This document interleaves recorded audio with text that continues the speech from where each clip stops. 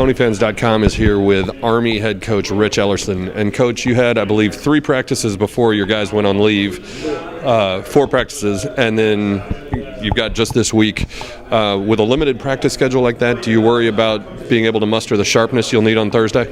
Well, no, when you think about it, we're going to have plenty of opportunities to practice. Probably as many practice opportunities as we would going into a bye week during the regular season. The challenge really isn't the number of practices; it's the layoff. It's taking that week off. But we need to respect our guys' leave. That mental freshness, that physical and mental freshness, and being excited about doing this. If you start messing with our guys' leave, I think you really are asking for trouble. But again, there's no lack of preparation. As I say, when we left West Point, we'd had 4 practices, and that last practice on Saturday was as physical and as aggressive a practice as we'd had in months. And frankly, our whole plan was in offense, defense, special teams. So today we were able to come back and again have a physical practice. So we took a week off, but today we got each other on the ground. We were blocking, putting people on the ground, tackling, taking people to the ground, and made sure that all the rust was off, both physically and mentally. And so now, as we go down the wire here, the next couple of practices will be a lot of just, as you say, the sharpness and the precision and the timing to make sure it's as good as it's been all year. When you study SMU on film, obviously you're very familiar with Coach Jones, having played with him and against him and coached with him and against him. But when you look at this year's team on film, who jumps out off the film at you? Who impresses you? Well, the first thing I'd say when you think about a June Jones team, I'd talk about their running game, their ability to run the football, their big physical running back that they're not afraid to go to, that they don't go to as a last resort or as a keep you honest guy. He's a guy that has the ability to take over a game, and that's different than most June Jones football teams. That's for all those years at Hawaii with some of the really talented guys he had in the backfield that sometimes just didn't, because there were so many talented guys to distribute the ball to, and they had a talented guy at quarterback, and obviously SMU does too. But the way they use that part of their game is I would say. Having, like you say, played June so many times, that's different.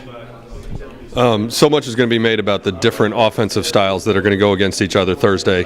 But assuming you watched from the Navy SMU game, what did you learn from that about how you expect SMU to defend your offense?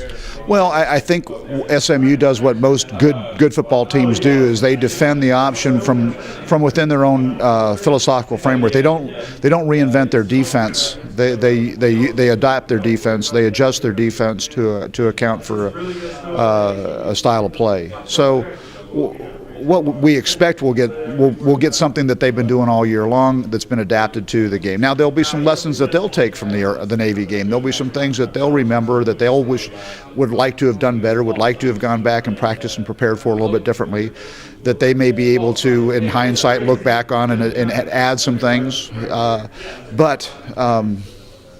That's what we anticipate. Obviously, when we prepare for anybody, we have to prepare generically. We have to prepare for them changing that. What I think they'll do. Well, they may not agree with me. They may come out and line up in something we haven't seen all year. Or they may line up in something we haven't seen in a month or two. So when we prepare. Our offense is rule driven, much as their offense is. And therefore, we're going to prepare for something, but we're going to make sure that we don't put all our eggs in a basket. If they come out and line up in something that we haven't necessarily anticipated, we can still execute and move the ball. You played Hawaii earlier in the season, and obviously Hawaii and SMU have some conceptual similarities on offense. Have you played a team this year that bore a really striking similarity to SMU on the defensive side of the ball? Well, frankly, Navy and Air Force are both base out of an odd defense, much as SMU does. Ironically, I would say Notre Dame, but Notre Dame was one of those teams that completely changed, went completely away from their base defense to play us, and so that goes back to that lesson. Make sure that you don't put too many eggs in one basket, because you really don't know how they're going to line up. Last year when SMU went out to Hawaii and blew out Nevada in the Hawaii Bowl, several of the players said they got a little bit of an extra boost or a little bit of extra energy, I guess, from being the team that broke their skid without a bowl game. This year, Army's back in a bowl game for the first time in 14 years.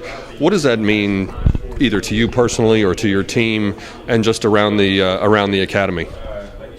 Well, obviously, we're excited to continue to play. You know, this is first and foremost, it's a celebration of this football season. It's a celebration of these football careers for these seniors, and we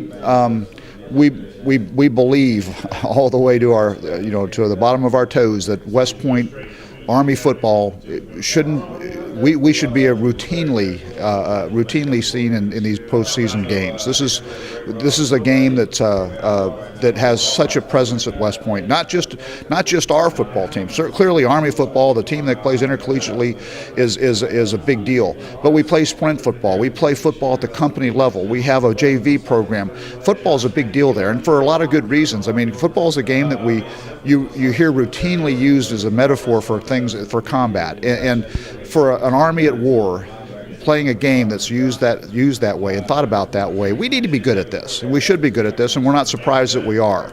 So we're better, but this is a process. As I say, this has got us to a point where we have a chance to get a seventh win, to finish above 500, to bring winning football back to West Point. And that is this is a celebration. It's a lot of fun, but there's a lot of work. There's a lot on this game. And we know what we have to do is we have to reflect on how we got into this game. What were the things that worked for us? What were the things that were successful? And certainly those are absolutely the things we talked about when we first walked through the front door. So we got to revisit that. We can't be distracted by all the import, this, that, this means so much to this group, or this means so much to that group, or this historically means this, that, and the other thing. It's a focus on the things that win. And play because you love the game. You care about this football team. You care about this group of men you've surrounded yourself with, as you should. And now let's have a celebration. Let's just have a blast.